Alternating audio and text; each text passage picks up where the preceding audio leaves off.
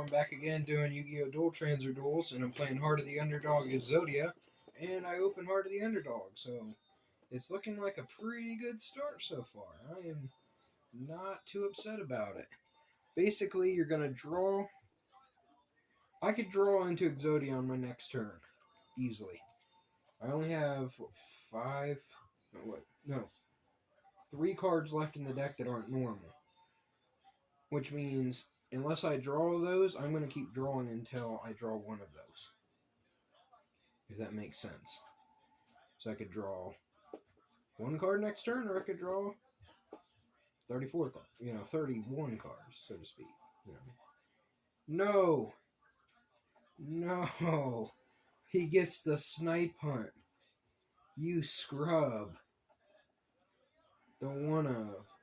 Doesn't that figure? Well, there went that fun.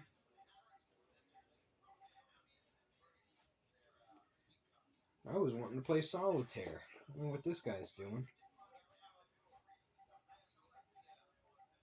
I don't even know if I have tuners in here. I was going to look at the deck list before playing it, and then I was worried that I was working on uploading the other video, so I wasn't thinking about it, and now this is the position I'm in.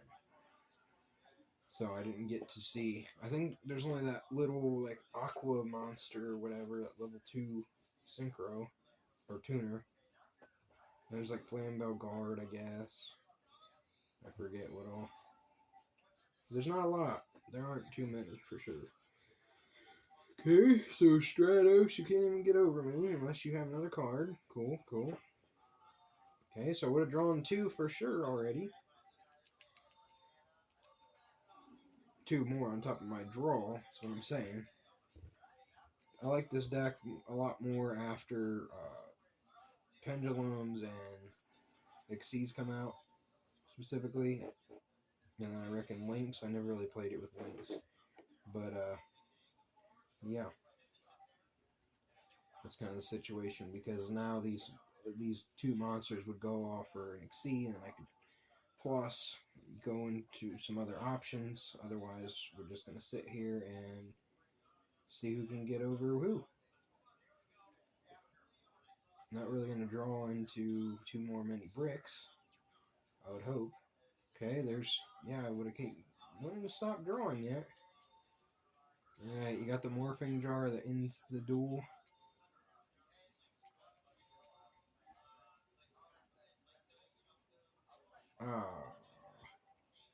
That's actually a problem.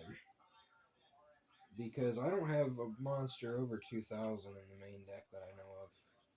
I might have put in a summon skull or something at some point, because that could happen. But I might have oversighted there. Either way, we're going to see what his deck does now.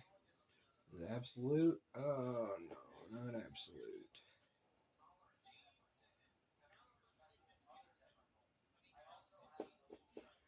No, it's just kind of until I draw what I need, I'm just going to stall him out. I tried saving all of my main things for now, for this reason.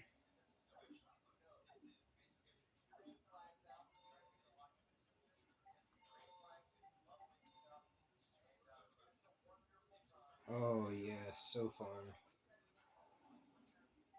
And that's why I didn't put the Luster or the Insect Knight in defense. I don't even know why I'm attacking. It kind of just thins his deck out to make him actually draw. So it might have been an oversight there, really. If anything, make him attacking to me. But I don't think he would. I mean, he might now, but kind of ignorant one way or the other.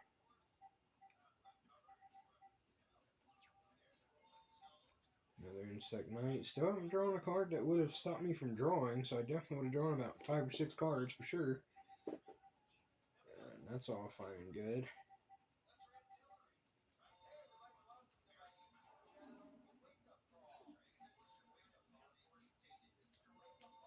And down goes Tomato. She can go for another dark, 1500 or less. Obviously, he searches himself.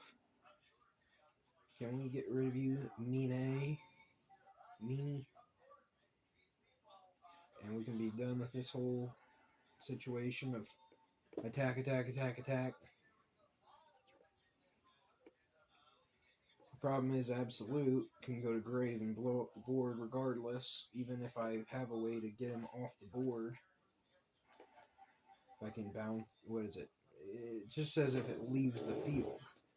So that's, you know, bouncing it, that's attacking it, that's banishing it, that's anything, right? Removed from the field. So you have to basically have a backup flight after all of that. Which is slightly difficult. But I do have more monsters than him, so he's going to have to start getting some pluses somehow. Whether it's the Absolute blow up the board, or it's the I'm thinking of my words here. Or just summoning more monsters, obviously. But he's not summoning every turn. So that's a slight issue for him. Skip my turn here, set pass.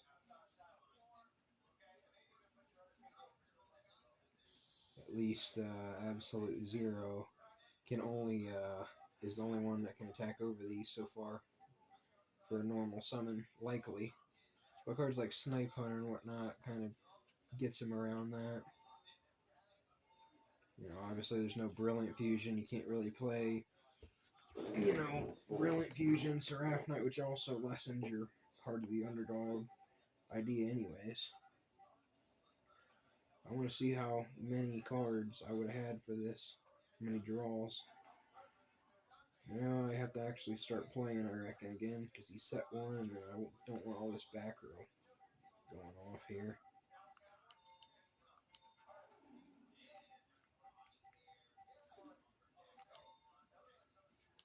Baiting me out, or do you actually have something? I figured. He's like, I'm sure you have Mirror Force, pal. Someone's gonna have it. You're gonna have it in every deck. Oh, there's game right there. I can't win now. Yeah, I wasn't joking about that whole situation. I mean, I can win, but I can't win with EXODIA. This is the one I was thinking of, Water Spirit.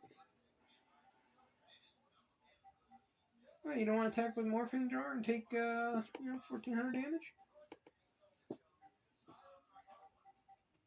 So now I can go for Catastor, which unfortunately, we just get attacked over by Absolute.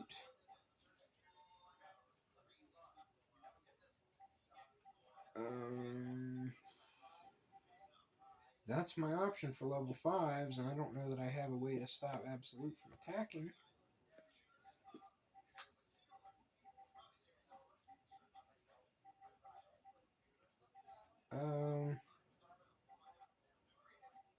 I think I just attack over the Morphing Jar, call it a day.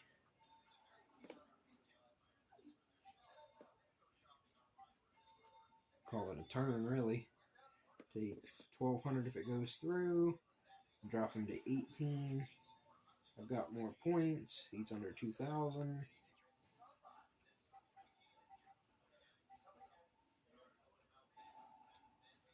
Polymerization again. That's not ideal. I thought his deck was more revolved around like Gatling Dragon and whatnot. But sure. And this just got infinitely more difficult.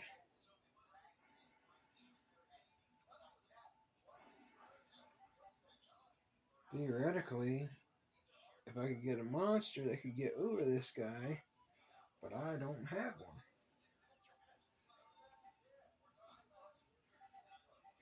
So, I reckon he wins. It was bound to happen at some point. Yeah, my next draw that would have stopped me was that Exodia piece. That would have been, what, 10 cards later, something like that? Well, that's it for this duel. So I appreciate you guys for watching. Thank you guys. Have a good day. Love you guys. Bye then.